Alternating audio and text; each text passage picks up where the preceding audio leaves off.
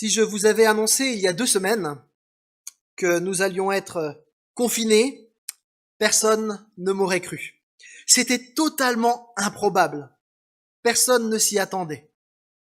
De même, si je vous disais ce matin que vous allez rencontrer un personnage politique, un personnage important, une figure de premier rang, que la reine d'Angleterre, par exemple, sonnait à votre porte, vous me diriez c'est totalement improbable.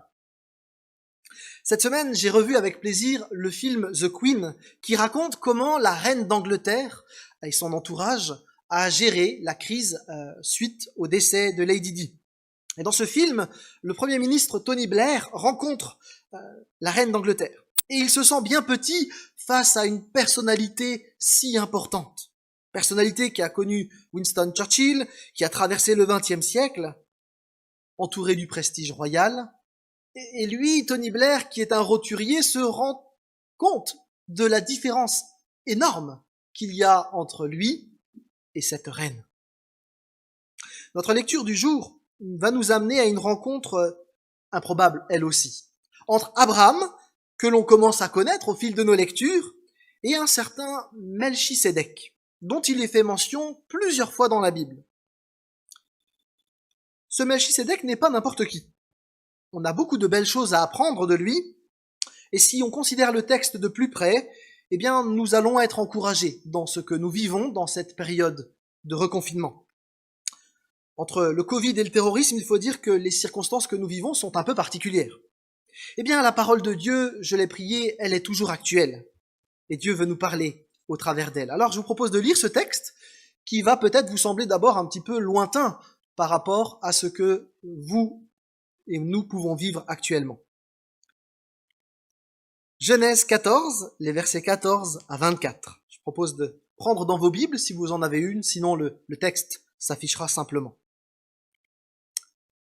Quand Abraham apprit que son parent avait été emmené captif, il arma 318 hommes bien entraînés, nés dans sa maison, et il poursuivit les 4 rois jusqu'à Dan.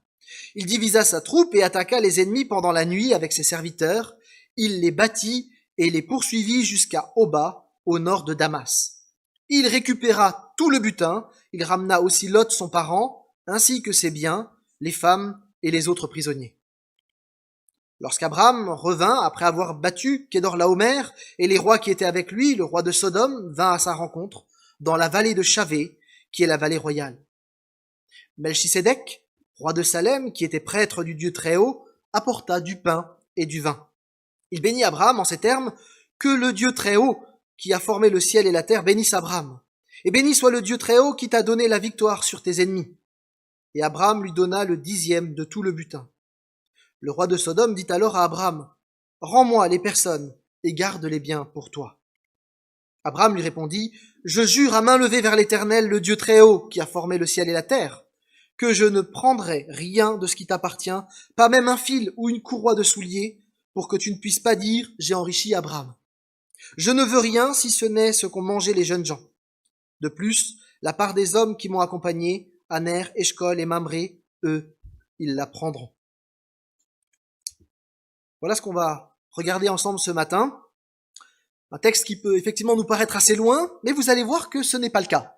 Et donc je vous invite à rester accroché un petit peu avec ce texte, et on va d'abord parler de cette victoire improbable. Parce que pour pouvoir comprendre le texte que nous avons lu, il faut le remettre dans son contexte. Le livre de la Genèse nous raconte à quel moment a eu lieu cette rencontre. Après bien des épisodes, il y a eu la famine, il y a eu l'enlèvement de Sarah avec le pharaon, il y a eu un conflit avec Lot, eh bien Abraham s'est dirigé à l'intérieur du pays, près de Mamré. Il était enfin au calme. Il sortait enfin la tête de l'eau. Et voilà que soudain, on apprend qu'une coalition de rois vient dans le secteur où vivent Abraham et Lot pour y faire régner la guerre. Et c'est une nouvelle crise avec de nouveaux défis. Et on entend Abraham au travers des textes qui dit « Oh non, encore !» Et peut-être que certains d'entre nous se remettent à peine du premier confinement. Et non, encore ! Nouvelle crise, nouveau confinement. Vous pouvez retrouver tous les détails de cette bataille, de cette coalition qui se met en mouvement dans le début du chapitre 14. Et j'aimerais simplement expliquer ce qui s'est passé. Avec Abraham, nous sommes dans l'époque qu'on appelle l'époque du bronze moyen. Ça nous amène aux environs de 2200-1700 avant Jésus-Christ. C'est une période qu'on connaît assez bien parce que l'archéologie a permis de retrouver pas mal d'objets de cette époque. À l'époque, on vit dans des villes qui sont des places fortes, et chaque ville a un roi qui domine cette ville. On trouve ces villes sur les grandes routes commerciales, comme celle-ci qui traverse Israël du nord au sud, et qui permet de faire la jonction entre la Mésopotamie qui est au nord et l'Égypte qui est au sud. C'est ce qu'on appelle d'ailleurs le croissant fertile. Eh bien, Israël est en plein milieu de ce croissant fertile. C'est le passage obligé pour tous ceux qui veulent commercer. Et pour défendre leurs intérêts, les rois de ces villes font des coalitions, ils font des alliances pour se protéger des autres. Le roi de Sodome et le roi de Gomorrhe, avec d'autres donc, ont formé une alliance qui unissait les villes du sud de la mer Morte, qu'on appelle la Pentapole. 5 villes.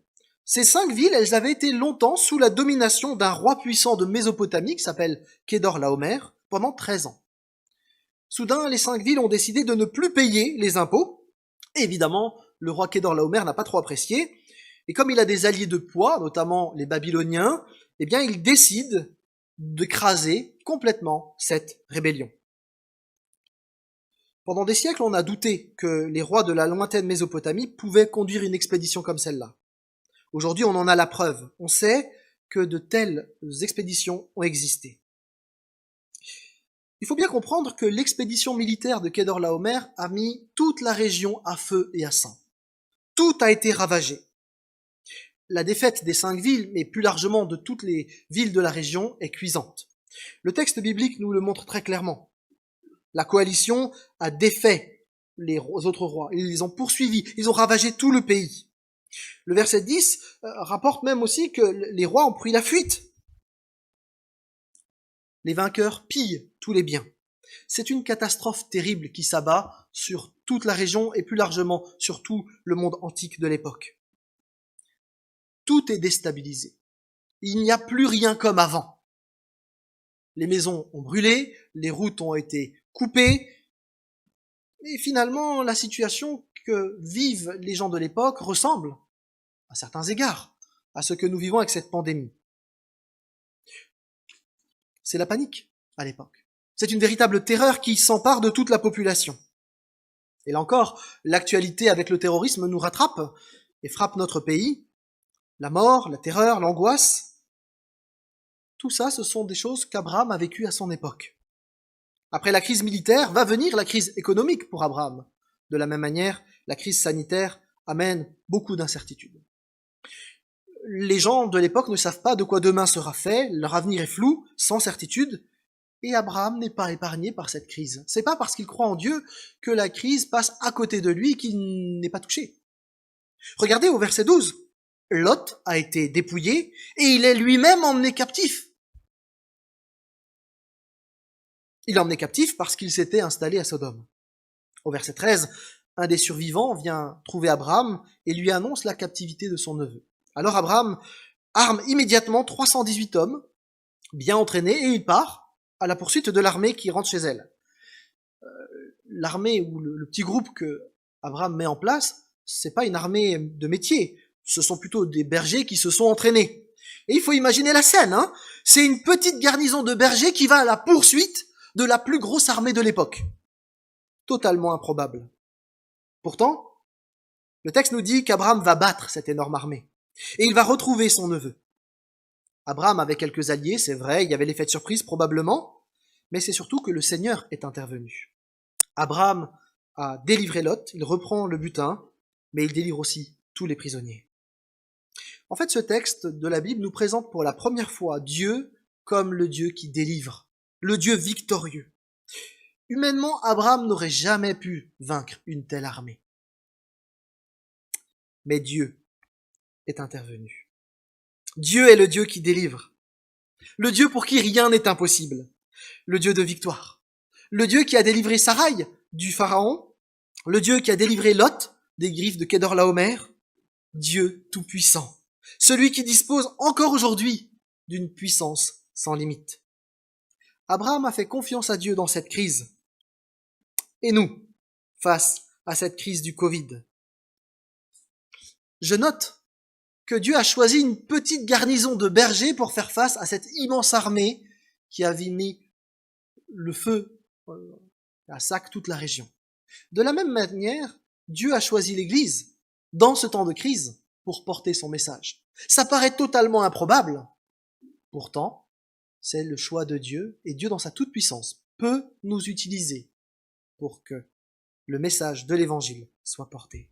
Chers amis, nous sommes le peuple du Dieu tout-puissant, du Dieu souverain, du Dieu des miracles. Cela ne doit pas nous pousser à fanfaronner ou à promettre tout et n'importe quoi, mais nous affirmons que Dieu est et reste le souverain sur toutes les circonstances.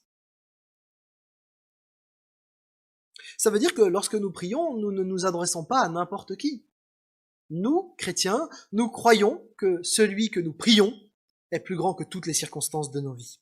Quelles que soient les difficultés, les défis à relever, parfois aussi effrayants que cette armée nombreuse de Kedorlaomer, nous pouvons nous appuyer sur Dieu. La situation que nous vivons désormais peut ressembler à certains égards à ce qu'ont vécu Lot et Abraham. Peut-être avait-il peur, peut-être était-il terrorisé, peut-être était-il lassé, peut-être avait-il peur de l'avenir. Si nous sommes préoccupés, et c'est légitime, par la situation, nous ne sommes pas vaincus par la peur. Nous savons que le Tout-Puissant est avec nous. Et nous pouvons dire comme David, « Je lève les yeux vers les montagnes. D'où me viendra le secours? Le secours me vient de Dieu qui a fait la terre et les cieux. » Dieu est le Dieu qui délivre. Et ce qui est vrai au niveau pratique est à plus forte raison vrai au niveau spirituel. Et dans ce moment que nous vivons, il nous faut en parler. La lumière de l'Évangile est comme un phare qui brille dans les ténèbres. Nous avons, en tant que chrétiens, une espérance qui change tout. Et de la même manière qu'Abraham, avec une petite armée très fragile, finalement, va battre un grand adversaire, Jésus-Christ, dans toute son humanité fragile, est venu pour vaincre la puissance, le cataclysme du péché sur une croix. Et il nous a libérés, il nous a délivrés de cette entrave, de cet esclavage du péché. Et nous avons une certitude, c'est que la victoire de Jésus-Christ à la croix nous donne aussi une victoire sur la mort. Alors évidemment, en tant que chrétien, on n'aspire pas à mourir, on n'est pas fou, on a nos familles, on a envie de vivre, évidemment. Mais quand bien même la mort devrait toquer à notre porte, nous ne sommes pas effrayés, parce que nous avons cette certitude qu'en Jésus-Christ, notre avenir éternel est assuré. Et il faut le redire. Beaucoup de personnes ont peur parce qu'elles n'ont pas d'espérance, parce qu'elles n'ont pas d'avenir. Nous en avons une espérance en Jésus-Christ. J'aimerais l'illustrer d'une manière. Il y a quelques années, il y a quelques années, je suis allé au Bénin, à Ouidah. Et avec Anne, nous avons emprunté la route des esclaves qui mène à cet endroit, qui est maintenant marqué au patrimoine mondial de l'UNESCO. Elle s'appelle la porte de non-retour. C'est un endroit qui est une illustration parfaite de notre condition de pécheur. Avec un guide à l'époque, nous avons revécu le parcours des esclaves qui partaient sur des navires négriers à cet endroit et qui dispersaient les populations d'Afrique noire dans des conditions terribles. Après avoir été vendus par les rois des villages, des familles entières de Béninois se retrouvaient sur la place Chacha que voilà. Les négriers mettaient des fers aux esclaves, ils marquaient au fer rouge les gens comme étant leur propriété, et une fois qu'ils étaient marqués, évidemment, on ne pouvait plus se défaire de ce marquage-là, et ils étaient ensuite emmenés par cette puissance négrière qui les emmenait dans les îles souvent. Et bien de la même manière, nous étions tous en route vers la porte de non-retour. Une mort aussi certaine qu'atroce.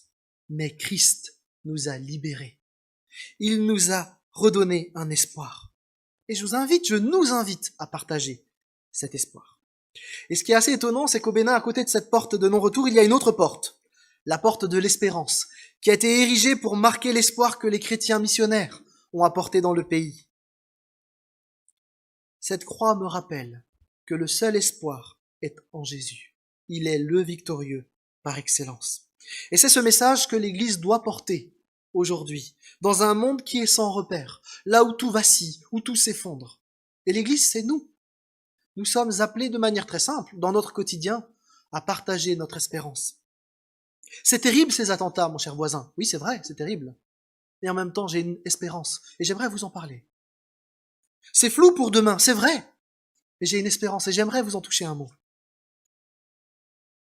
Le vrai changement, celui qui peut transformer les vies, ce n'est pas le changement qu'on va faire, nous les humains, avec la crise économique, avec la crise écologique. Non, le vrai changement, c'est celui qu'offre Christ. Christ seul. Alors revenons à Abraham. Sur le chemin du retour, le roi de Sodome vient à sa rencontre pour le remercier d'avoir repris les prisonniers, et il propose, à n'en pas douter aussi, une forme d'alliance avec Abraham. Mais avant la venue de ce roi, un autre personnage fait son apparition, un certain Melchisédek. Les commentateurs juifs et les rabbins ont fait bien des suppositions sur ce personnage mystérieux. Qui est-il? Est-ce que c'est un ange? Est-ce que c'est un des derniers représentants de ceux qui croient en Dieu? Le texte nous dit que c'est un prêtre, un sacrificateur. Mais c'est assez curieux, parce que les sacrificateurs n'existaient pas encore à l'époque. C'est avec Aaron que le sacrifice lévitique va être mis en place, quand Dieu aura libéré son peuple d'Égypte. C'est dans 400 ans. Pourtant, ce Melchisédek exerce la fonction de sacrificateur. C'est curieux. Le nom de Melchisédek veut dire roi de justice, mais cet homme est aussi roi de Salem. Ce nom qui vient de Shalom, il est donc le roi d'une ville, la ville de la paix. A priori, il s'agit de Jérusalem. On voit mal une autre ville qui porterait ce nom dans l'Ancien Testament. Mais ce qui est étrange, c'est que cette ville, eh bien, elle n'est conquise que presque 1000 ans plus tard par David. Avant ça, elle ne joue aucun rôle. C'est vraiment curieux. Et pour couronner le tout, ce roi sacrificateur, eh bien, il apporte du pain et du vin à Abraham.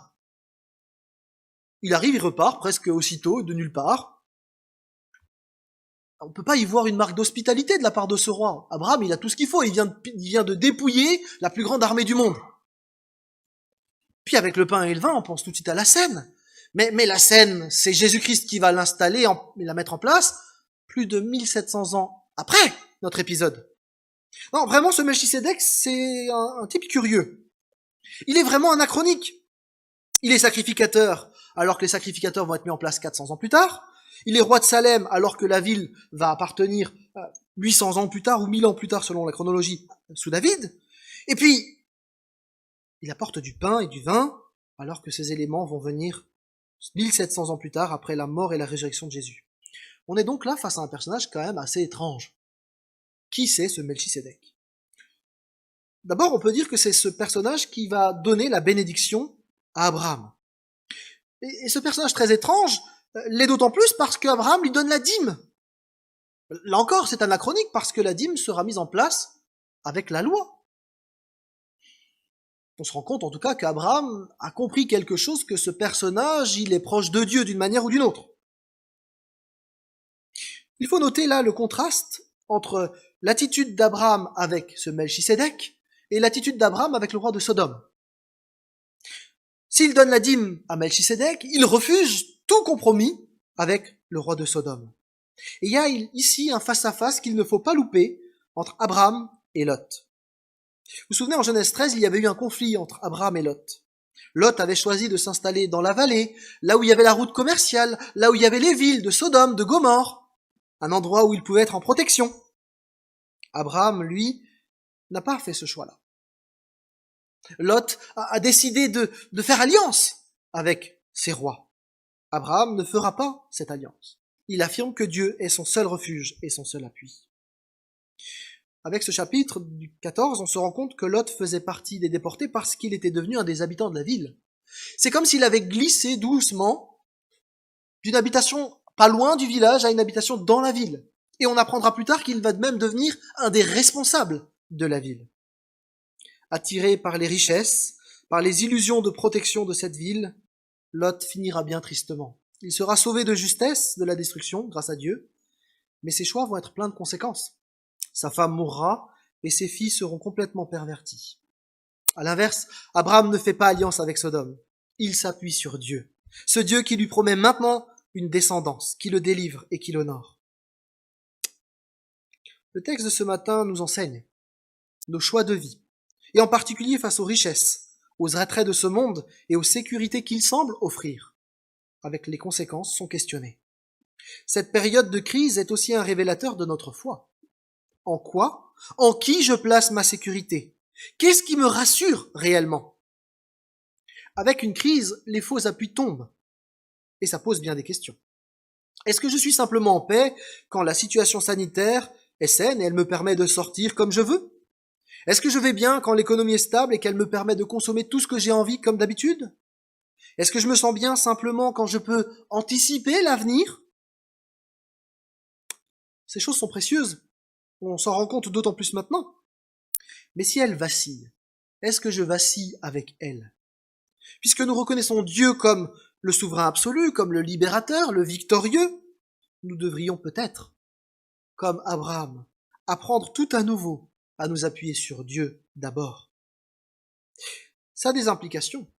Qu'est-ce que nous transmettons à nos enfants? Quelle place est-ce que nous laissons à Dieu dans nos vies de famille, dans nos propres vies? Peut-être que cette crise est l'occasion de revoir nos appuis. On raconte qu'un papy aveugle, depuis une trentaine d'années, avait une vieille canne qu'il chérissait. C'était une canne en bois que son arrière-grand-père avait sculptée dans du bois qu'il avait trouvé en forêt. Son petit-fils de 13 ans constata que cette canne n'était plus très fiable, parce qu'il y avait des moisissures sur le bois. Mais dès qu'il voulait parler de cet appui dangereux, le grand-père rabrouait son petit-fils et ne lui permettait pas de parler. Alors le petit-fils était très malin, il a décidé d'acheter une canne en métal à son grand-père pour Noël. À l'époque, il pouvait encore le faire. Mais le grand-père ne voulut même pas entendre parler de cet appui stable. Il refusait tout ce que le petit-fils essayait de mettre en place. Quelques semaines plus tard, après la nouvelle année, le grand-père s'appuya une dernière fois sur la canne et il tomba, et se fit très mal. La Bible nous avertit de ne pas nous appuyer sur de mauvaises cannes. Cette crise est l'occasion pour nous de nous poser la question si les appuis que nous avons sont de bons appuis ou pas. Prenons maintenant le temps de considérer ce Melchisédek, si mystérieux. Notre texte parle de lui, dans Genèse 14, que durant 3 versets. Il entre dans la scène et il sort. Il souligne pourtant que c'était un personnage important. D'ailleurs, Melchisédek, on en parle dans d'autres passages de la Bible. Environ 1000 ans plus tard, David le mentionne comme ça, en passant dans un psaume, dans le psaume 110, verset 4. L'Éternel l'a juré, il ne s'en repentira point. Tu es sacrificateur pour toujours à la manière de Melchisédek. Il n'était pas question depuis 30 livres dans la Bible, et là, Melchisédek. Curieux. Dans ce psaume 110, il est question d'un roi puissant, avec un règne éternel qui domine sur le monde entier depuis Sion. C'est un roi qui est aussi prêtre de manière définitive. À l'époque de David, être roi et prêtre, c'est juste pas possible. Il y a encore quelque chose de bizarre ici. Et puis, il y a un engagement. L'Éternel l'a juré. Il s'est engagé solennellement. Un roi prêtre régnera éternellement. Ce psaume nous permet de comprendre un peu mieux qui est ce Melchisédek.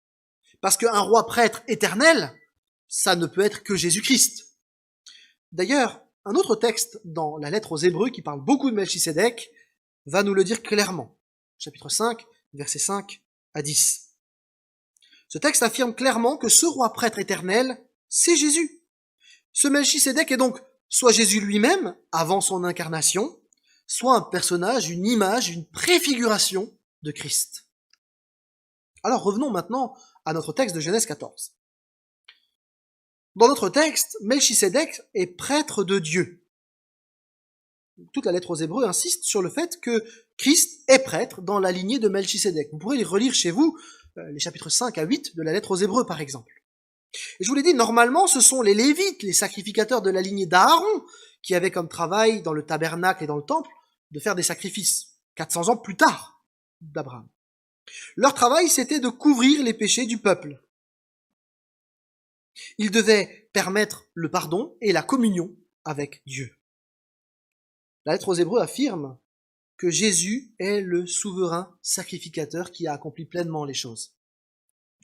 Il purifie, il permet de demander de recevoir le pardon, et puis il rétablit le lien avec Dieu. C'est lui qui a tout accompli pour que nous puissions être en relation avec Dieu. Peut-être on peut l'expliciter, parce que les pratiques juives sont loin de nous.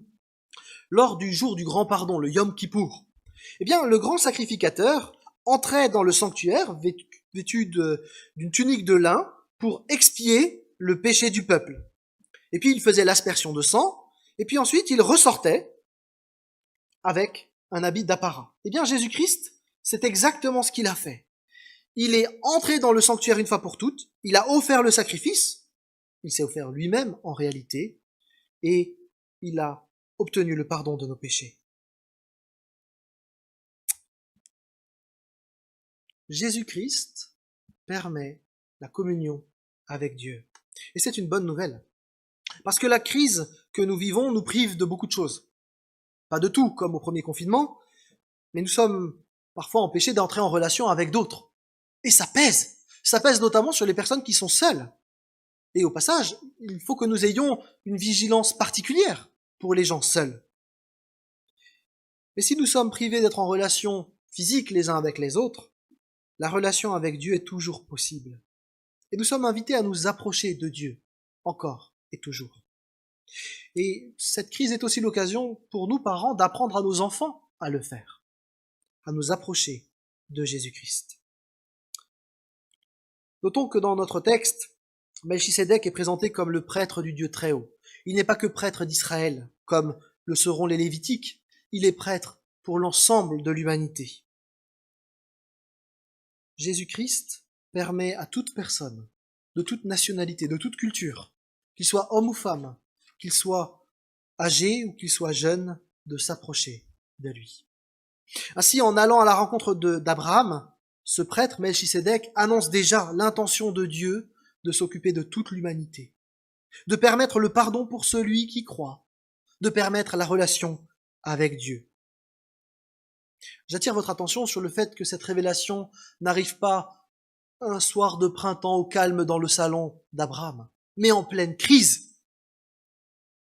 Le Dieu que nous servons est un Dieu qui vient à notre rencontre dans les temps de crise que nous pouvons vivre. Jésus-Christ est devenu, pour nous, le garant d'une alliance meilleure, comme le dit Hébreux 7, verset 22. En se sacrifiant lui-même, il a permis que nous vivions, non plus sous l'alliance de la loi d'autrefois, mais sous une alliance nouvelle. Une alliance, c'est une relation ferme établie par un contrat, un pacte. Eh bien, Dieu a fait un pacte avec nous si nous acceptons Christ. Comme Melchisédek, Jésus est encore plus qu'un sacrificateur. Il est aussi roi. Roi de justice. C'est ce que signifie ce nom. Et à nouveau, le lien avec Jésus est évident. Jésus est le roi de justice par excellence. C'est lui le seul vrai juste qui est mort pour des injustes. Il est celui qui vient établir son règne de justice pour l'éternité. Toutes les nations seront à ses pieds et devront reconnaître qui il est. Nous, Église, nous sommes le peuple qui, par anticipation, veut rendre l'honneur à ce roi des rois.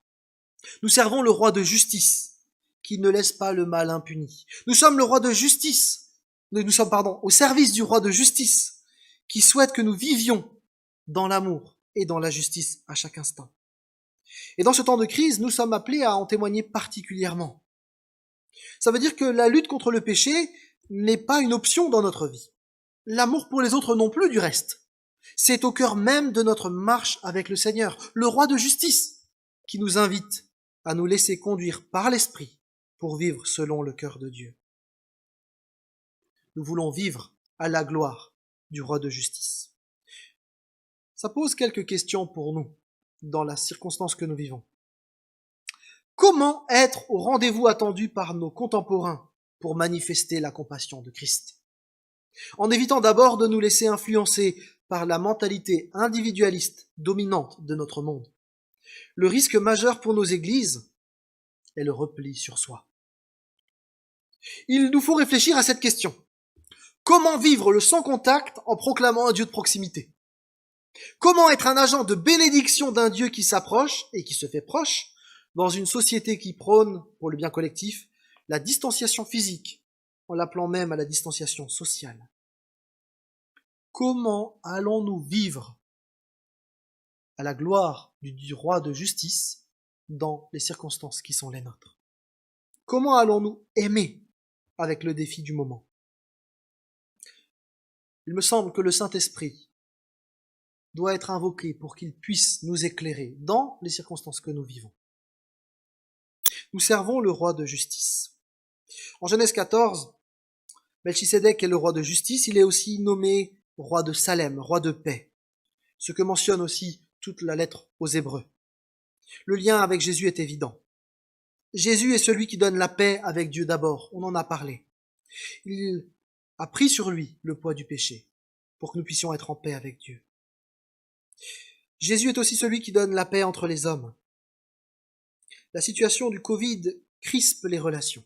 On ne se voit plus, alors du coup, on imagine que d'autres pensent mal de nous. Et puis, comme on n'arrive plus à garder un contact régulier, les relations se distendent. Parler de paix entre les hommes à l'heure du terrorisme, c'est aussi particulier. Jésus est celui qui transforme les vies et qui permet à des terroristes de devenir des agents de bénédiction. Pensez à Paul. Paul était un terroriste. Il est devenu un agent de bénédiction. Prions, intercédons que le Saint-Esprit intervienne. Jésus est aussi celui qui donne la paix avec soi-même. Il nous donne une nouvelle identité, un nom, pour reprendre le texte de Genèse.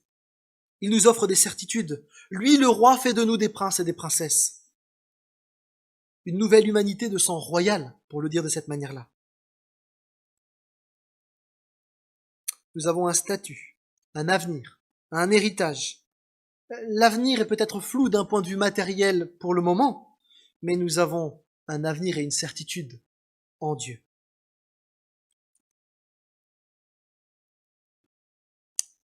Ce Jésus est celui qui établira aussi le royaume de paix. Et le texte d'Hébreux nous invite à considérer une autre chose sur ce roi prêtre Jésus. Parce que ce Melchisédek, il est étrange. Il est sans père, sans mère, sans généalogie, il n'a pas de commencement, il n'a pas de fin. On ignore tout de lui. C'est qui? En plus, Abraham lui donne la dîme. Normalement, on donne la dîme à Dieu. Il semble donc que ce Melchisédek est plus qu'un roi local. Il semble divin. Il est au moins une figure de Jésus-Christ, il est probablement Jésus-Christ lui-même. Surtout que ce Melchisédek apporte du pain et du vin à Abraham, le repas de la communion par excellence. Comment considérer ce personnage autrement que Jésus-Christ, qui nous offre son corps, son sang, symboliquement, pour que nous puissions être en relation avec Dieu? Je crois qu'Abraham a rencontré Dieu, Jésus-Christ, ce jour-là. Et il me semble que nous aussi, en temps de crise, comme nous le vivons, nous pouvons redécouvrir ce Jésus-Christ que nous croyons parfois connaître. Abraham a découvert Dieu dans un temps de crise. Est-ce que nous allons laisser Dieu nous rejoindre dans notre temps de crise? Ce texte a été écrit pour nous enseigner. Qu'allons-nous garder de ce texte improbable? On n'a pas rencontré la reine d'Angleterre ce matin. Mais par l'intermédiaire de ce texte, nous sommes mis en relation avec ce mystérieux Melchisédek, qui nous permet de comprendre un peu plus qui est Dieu, ce Dieu qui a agi pleinement et parfaitement en s'incarnant en Jésus-Christ. Oui, Jésus-Christ est Dieu. Il est notre Dieu, le Dieu vivant pour l'éternité. Quelles que soient les circonstances que nous sommes en train de traverser, quelles que soient les émotions que nous sommes en train de vivre, chacun personnellement, le meilleur appui, le seul appui valable, s'appelle Jésus-Christ. Il est le Dieu qui délivre. Il est le Dieu victorieux, même dans les combats impossibles. Il est le Dieu que nous pouvons invoquer en toutes circonstances. Il est le Dieu qui a mis tout en place pour que nous ayons une communion avec lui. Il est le Dieu qui veut cette relation avec chacun de nous. Il est le Dieu qui pourvoit au sacrifice du pardon. Il est ce Dieu qui offre généreusement, gratuitement le pardon. Ce Dieu qui règne éternellement. Le Dieu de notre salut. Et ce Dieu nous invite ce matin à faire le point avec lui. Il nous invite à lui faire confiance tout à nouveau. Oui, notre Dieu délivre. Oui, notre Dieu est le seul appui stable, quelles que soient les circonstances. Et oui, notre Dieu est toujours accessible. Approchons-nous donc avec assurance du trône de la grâce, afin d'obtenir miséricorde et de trouver grâce pour être secourus dans nos besoins. Jésus-Christ est le seul appui stable. Je vous invite à prier ensemble. Seigneur notre Dieu, nous voulons te remercier, parce qu'au travers de ce texte, tu nous rappelles 3 vérités fondamentales. Oui, tu es le Dieu qui délivre. Oui, tu es le Dieu qui est avec nous. Le Dieu qui se laisse rejoindre, avec qui on peut être en communion. Et tu es ce Dieu qui est le seul appui stable. Seigneur, tu connais nos cœurs, tu connais nos émotions dans ce temps de Covid, de terrorisme, avec tout ce qui se passe autour de nous. Seigneur, nous pourrions être déstabilisés, apeurés. Seigneur, ce matin, nous voulons tourner nos regards vers toi, parce que tu es le Dieu qui t'approche. Comme tu t'es approché d'Abraham, tu t'approches de nous. Et nous voulons, Seigneur, oui, placer notre confiance, non pas dans des cannes pourries de ce monde, mais nous voulons placer notre confiance en toi et en toi seul. Amen.